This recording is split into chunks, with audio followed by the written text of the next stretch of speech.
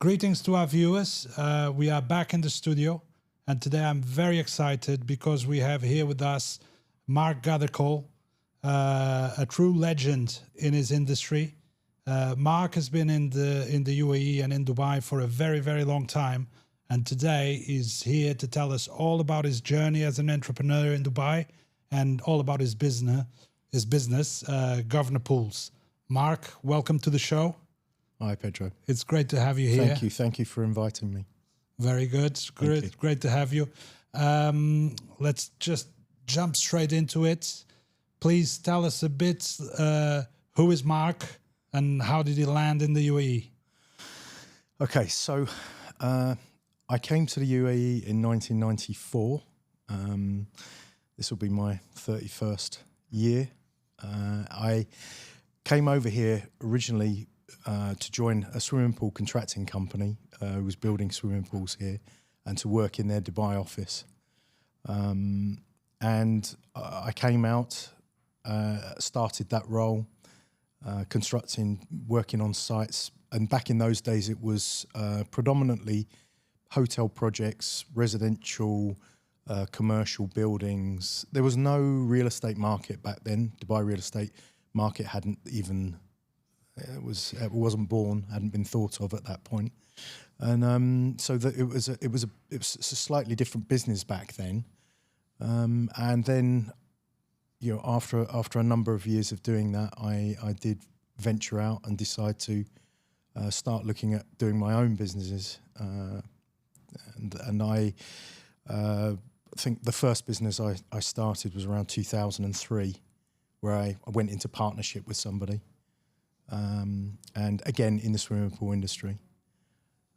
And that was construction, also in landscaping works as well.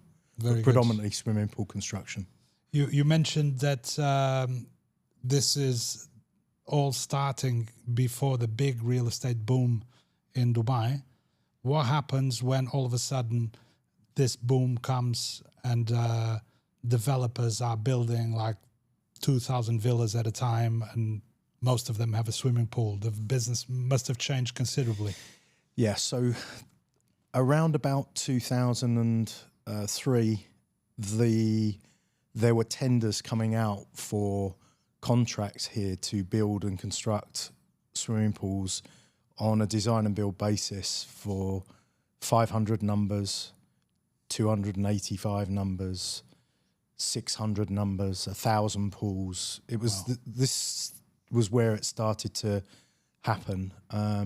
I did get involved with that in those early days, but as you know, 2007, 2008, we hit a crash. Dubai was hit at that point pretty significantly. Many people ended up suffering during that period, and a lot of those contracts were midway through. So I've certainly been involved with those buildings and building large scale numbers of swimming pools. Today, it's not something I do. Grosvenor Pools is a high-end residential bespoke swimming pool and landscaping company. We basically are now focused on high-end luxury residential villas. So it almost feels like you've gone full circle in the industry. I think you kind of have to kind of go through a lot of things, and once you've experienced some of the good and the bad, and you can kind of pick your way through what's gone on, and then I think see what is the best way for a sustainable business model, and from my point of view, what's sustainable for us as a company and a business here. There is still a gap for, high-end residential luxury delivery of swimming pool and landscaping. It's something which we, pride ourselves in, and that's where we sit in the marketplace. We just want to be in that space. We don't go running after 20 pools or 100 pools anymore, or I don't do those things anymore. Those projects that had such a large number of pools are now very into the secondary market. There's a big resale of these villas there's a great deal of refurbishments going on. And I'm sure that you must have a lot of cases that you actually need to go there and rip out these pools and start over again. That's right. Yeah, there's hundreds of them. Yeah. Yeah, I would imagine so. And what's happened with the Dubai real estate market, that it's matured over the last 20 years, and we've now seen, we've had boom and bust scenarios with property pricing. You've now got a situation where it's the market's far more stabilized in terms of now people are getting a value for what they've potentially spent on a property or a garden, let's say. And I suppose to kind of understand that, if we go back 15, 20 years ago, you take a typical villa that was maybe sold in an Arabian Ranches, for instance, as a community, a particular type. They might say, oh, it's a type 9 villa or something. And there was a price on that villa. And at that time, people would say, oh, it's a type 9 villa in Sahil Arabian Ranches. That's going to be... They would buy them without seeing them. 4 million. You can't sell it for more than 4 million. You can sell it for 3.9, but you won't get more than 4 million. And it was that was the attitude of the market at that time. And what happened was people would come along and say, yeah, villa for sale, it's here, it's 4 million, and they would buy it. Over the phone. And it was just kind of, and the same thing on the Palm, and the same thing all around Dubai as it grew. Those places and those property prices were kind of leveled at a price. Mm-hmm. And then what's happened as the market has matured, and we've had many people coming in from other cultures and communities coming into Dubai, and the fact that the market has got so much stronger now, and there is so much more people who have committed to purchasing property and land here, that they are now adding more into those properties and then getting more value on them. I definitely feel like more and more there's people that consider their Dubai investment as an investment for life. This is the house where they want to spend the rest of their days. And initially, I don't think this sentiment was there. I think people love Dubai. They love to come here. They love to do business here, but they were not necessarily looking at it as a destination for their retirement. And now the city has grown and has developed so much. Yeah, absolutely. And I think, to be honest, obviously from the amount of time personally that I've been here in the country, it's somewhere where I would want to spend my time here. I love the country. Everything that the UAE has done in terms of development has been amazing. And Dubai as a city has just grown, and it's just always outdone itself. There's always been something more, and I think that kind of energy that pulses through businesses here in Dubai. That we all kind of take a bit of that on board, and that's the culture that comes from Sheikh Mohammed bin Rashid Al Maktoum, 100%. His culture in Dubai and how he wants things to happen here, that comes through, and I think it filters into businesses as well, and that also filters into individuals and has given them a lot more confidence about Dubai and wanting to stay here and make Dubai a place that they potentially would live and even retire here, because those things are possible now. Yeah, 100%. So going back to the moment where you decide that you want to start your own business, what was the motivation there? Did you spot an opportunity, or was this something that you always had it in you that you were trying to get to? So, in actual fact, I'd been working for a member of the Dubai royal family, doing a very big project at the time for him, and I had also concurrently at the same time pursued a master's degree from Leicester University, which I achieved. And whilst doing the master's degree, I kind of realised a lot of things that I was doing almost naturally in business. I found that when I did the master's just kind of cemented many of the things that I was doing anyway. And I felt really quite good about that, well, actually, you're doing the right thing. And a lot of those gut feelings that we have, that we take decisions on, you realise that actually they were the right decisions, and even in business they would be the right decisions.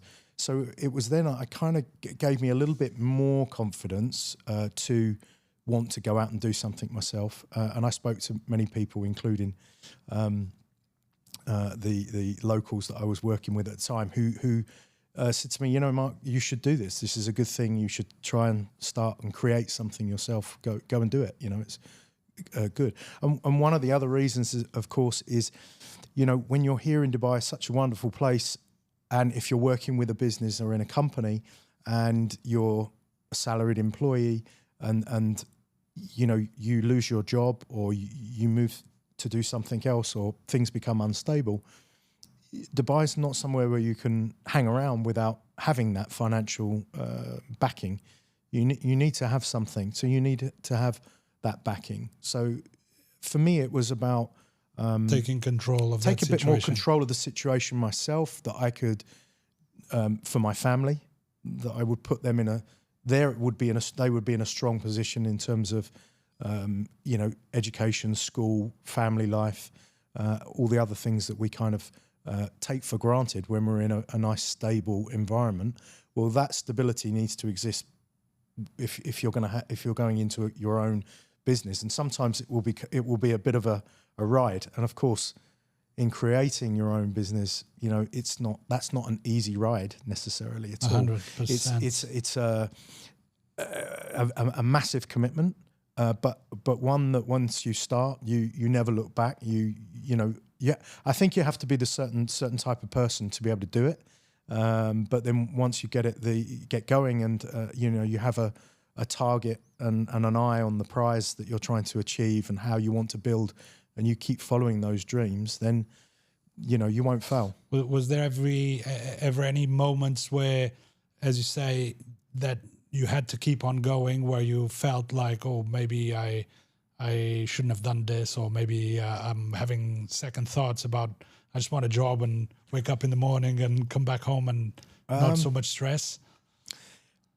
I think there's probably a few moments where I thought, you know, maybe you know, I could be doing something else and just maybe not have so much of the stress and the ups and downs of things. But a lot of those situations, I thrive on a lot of that as well, and that, you know, to overcome those things and then achieve them, and then you move on to the next problem or into the next thing. That's a great motivator. And in fact, there's nothing quite like having that as a motivation to push forward and achieve. And sure. you know, for me, it was about finding that ability to have a stable business that was one, you know, building amazing swimming pools and doing amazing jobs here, and also my employees, the people working with me, my team. You know, they're the most important part of my business is my people, and for me, it's always been like that. And I know that you have great leadership skills, and that leads me to my next question. I know that at some point you started doing the gardens also, yeah, like probably starting with the hardscaping because it's more related to the pool itself, and then do the rest. Have you ever felt kind of like tempted to go a bit further within the construction business, maybe build a house also? Look, it's certainly things that have crossed my mind. I have been involved with some small minor builds on housing here, but if you said to me now, is that somewhere that I would want to take Grosvenor, as it were? It's not, because we really pride ourselves on what we do as a business. I think I've also learned that it's important to stay focused on core business. You can lose track, and I've done that in the past, where I've gone off to try and do other things that I thought tied in with the business and were on the same sort of level. But I have to kind of pinch myself and say, you know, stop. You must continue on your core business, on your path of what you set out to do and what you set out to build as a business and an organisation. Yeah, and that's what I'm trying to keep now. You know, So I work very closely actually with other, interior fit out companies. I'm sure. Building companies. Here I work with. This was the point that I wanted to make also. Everyone in Dubai, as you know, will tell you how important it is, your relationships with the people here. In the end, it is a small market. People that have been here for so many years, we kind of like know each other. The people that have been doing here business consistently, it's a small circle, and people know each other. Do you think that if you were to take that step, start building houses also, you might damage some of the relationships that you have right now of contractors that maybe always come to you, you're their pool guy? Yes, definitely. Yeah. And that's a very good point, Pedro, with regards to people that I'm working with now. Likewise, they use Grosvenor because we are experienced, we deliver, and we are good at what we do. And similarly, they are very good at what they do. Hence, they do what they do, and we do what we do. And I wouldn't want to really cross into that marketplace. Personally, building the best pools will probably be a foot through the door to working with the best contractors. That's right. And always being present in the best absolutely. places. And look, we really are lucky enough to work with the best contractors here. Very good. And to be honest, my exposure to contractors is very, very small, because the majority of Grosvenor's contracts is because it's private residential, high-end residential, those contracts are direct with client. So it's almost now Grosvenor's become a company which is being onboarded by recommendation. It's purely recommendations. And that's a massive thing that I think, that's come over time and a long time being in the market, going through the ups and downs, and people see that you're still here, you're still doing that, and you deliver. Yes, and that's, and you have a name in the market. You have a reputation that you need to protect. Yeah, which protecting your reputation is something which is really important, because it can be destroyed very quickly, and you have to keep on top of it all the time. It's not something you can leave. I feel like the way that people do business keeps on changing, keeps on evolving, and going along the trends of new technologies and all these. So the power of referral has always been something very important, but I feel that more and more this is essential, because nobody answers a cold call anymore. So how do you do your sales if not with like good products? So do you feel like being a pioneer in this market has given you a bit of an edge over newcomers, other companies that might have tried to get into the market? Look, I would say, yeah, we do have. We're lucky enough to be in a position where we have many high-level recommendations, and that is really, really key for a business like ours, which are trying to target a particular band area of client. And we're being recommended into those people, and so therefore we're being called, we're being asked, we're being recommended, it's which is ideal. It's an ideal place to be. I don't we don't really go out too much on social media, and we're not massive in those fields, but Dubai's definitely still a place where people talk to people. The community is quite small. Yeah. And if somebody's building a major property or doing a refurbishment on a major house in an area or community, they certainly speak to other people around them. And it's at that point that somebody normally says, "Oh, you should maybe speak to Mark from Grosvenor Pools, because he could help you with this." And and that's how. Do you have an idea of how many pools you've built in the country? Oh, goodness me. Well, it would be over 4,000. Wow. That's more incredible. Than 4,000. Yeah. So that is a lot of pools. Yeah. A lot of pools. Remembering that we also had that period where I was You were doing building volume. 300 pools, Yeah. 500 pools, and we went through that phase for So- some of the major So developers. on a normal month, Now it's not. how many jobs do you have going at the same time? So to give you an idea, many years, 15, 20 years ago, when 15 years ago probably, there were a period where there were, 50 pools being installed a month, in some of our contracts. Now, because of what we do in terms of Grosvenor and where it's at, we're doing probably 20, 25 swimming pools a year. Okay. But they are So on a average, difference. two. 2-3 a month, sort of thing. It's And how long is the duration of one of these projects on average? 5 to 6 months. Wow. Yeah, Incredible. because they're very detailed, very intricate. It's I'm not talking about sort of the smaller swimming pools now. A lot more detail in terms of the build. The clients I'm finding that are coming as well now are far more demanding in terms of they know what they want.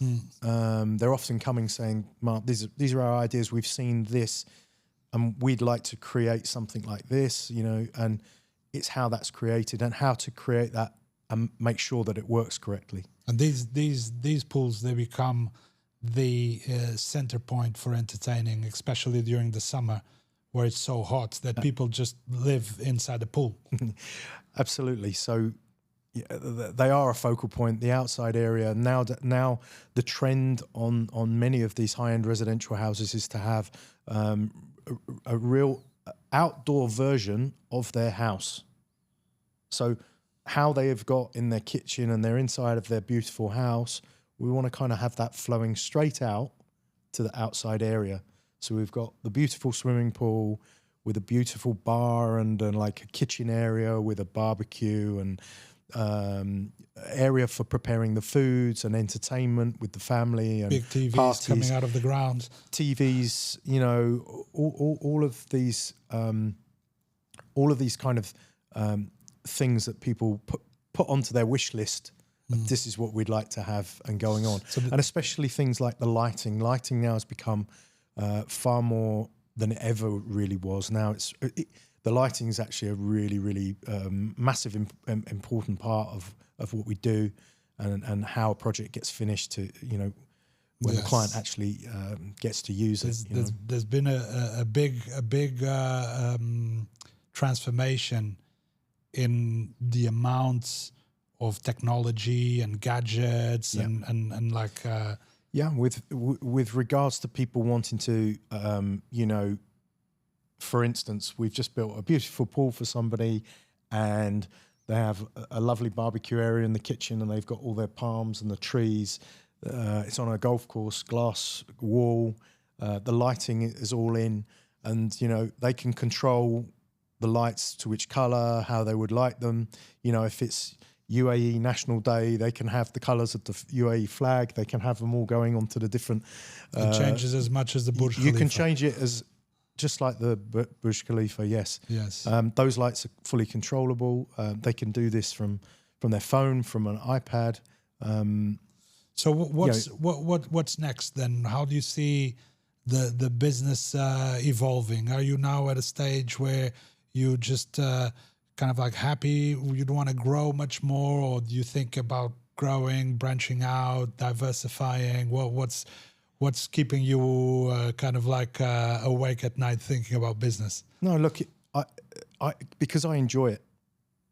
I enjoy it every day. Every time I'm there on my sites with my team, what we achieve as a team, delivering to the client, to see the client so happy when they actually get to use it and finally take possession, as it were.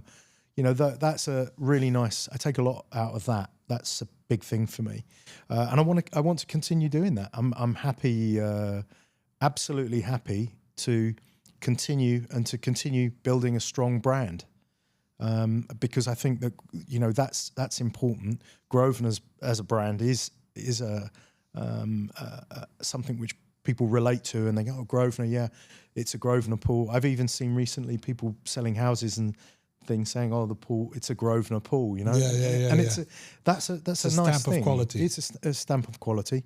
So I think that from my point of view, we must just continue to be that company. And talking about brands, where does the name come from? The name of the company? So it's the name of a hotel here, of course, in London. Big hotel.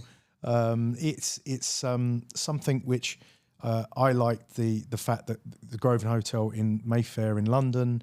It's a lovely property, very high end, and with what we're trying to do and achieve with Grosvenor and what we build, looking to build a very high end, very high quality product and very high quality of finish. So the positioning So I was kind of positioning it in that same way.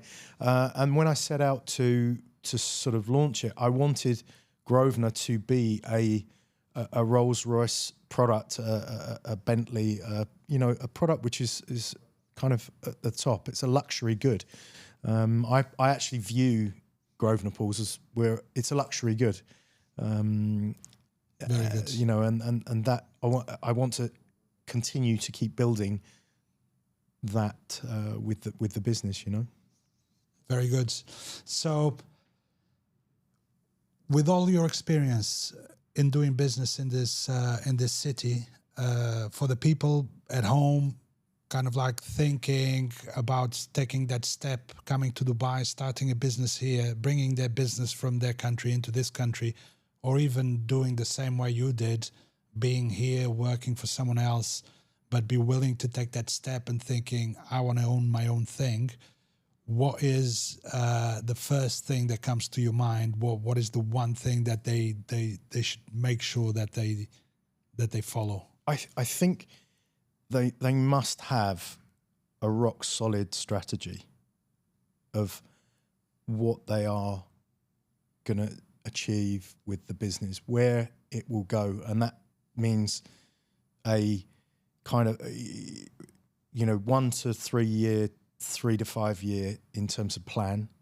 Dubai is such a fast moving place, and the plan will change. But I think that anybody who thinks, I'm coming, I'm going to start something here, one, you need to have a rock solid idea of what you're doing.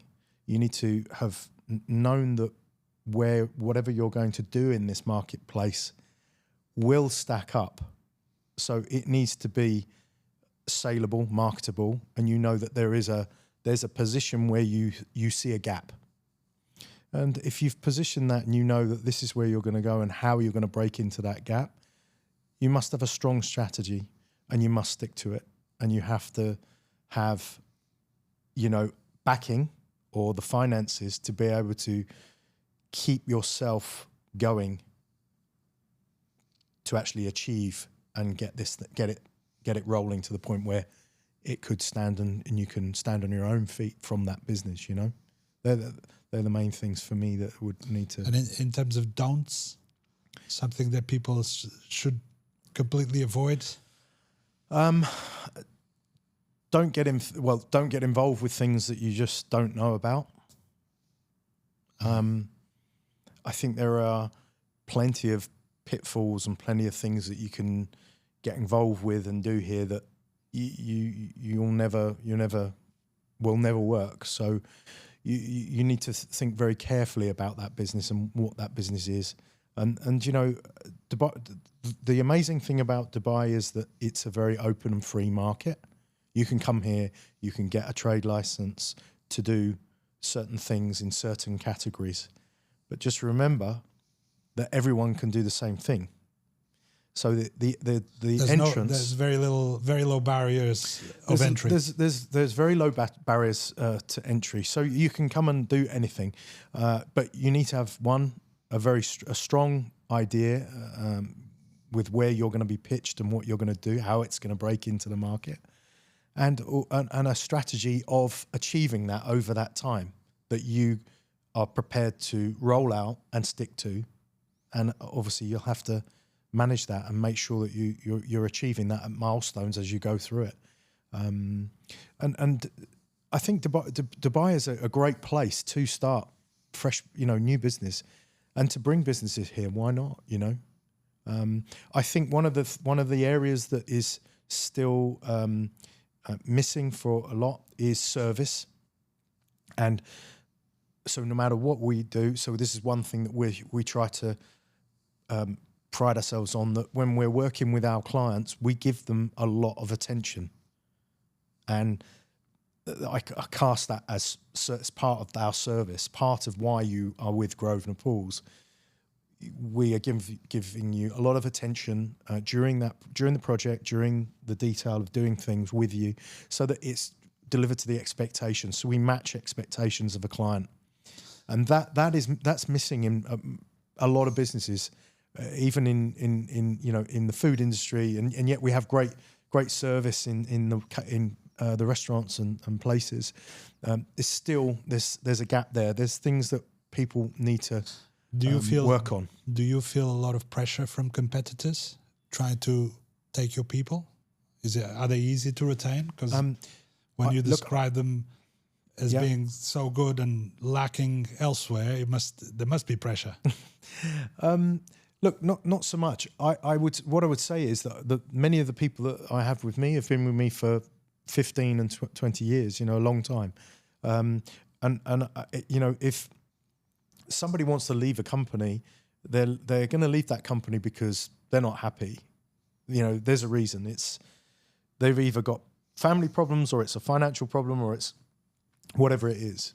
Now, if it's something that I'm able to help or control or can do something about, I would always try to talk to them about that. But ultimately, people are free to move and do what they want. And you can't just keep hold of the people. You have to work with the people. That's why I refer to them as my team. Mm-hmm. I refer to them as, they are my business. I work very closely with them, and it's important that when they're delivering a project, they're involved right to the end of it. They're seeing what they've done, their work. They're seeing how the client if they come enjoys to you, it and loves it. If they come to you with a vision of something new that they want to incorporate in their professional career, do you try to cater? Do you try to explore? Do you try to see, or maybe is onto something? Do you know something? I would always encourage people. So I wouldn't want to deter somebody, because if somebody has a dream and somebody's trying to do something that they have a vision to do, I think that's part of life. I think we should all have that ability, no matter who. So I wouldn't try to deter them in any way. I think I would try to talk to them and try to logically understand what they would like to do, and whether it's something that I could help them with, and whether it's something they want to do within my business, or it's something they want to go and leave to do and pursue on their own. I would try to support them in best I could. Very good, Mark. You are a true Dubai business classic. I think that this city has been built in the talent and perseverance of people like yourself. It's been a great pleasure to have you, and thank you very much for coming and sharing your stories with us. Thank you. Cheers. Thank you, Pedro. Thank you, everyone, for listening. I hope you have enjoyed this episode as much as I did, and we'll see you next time. Thank you.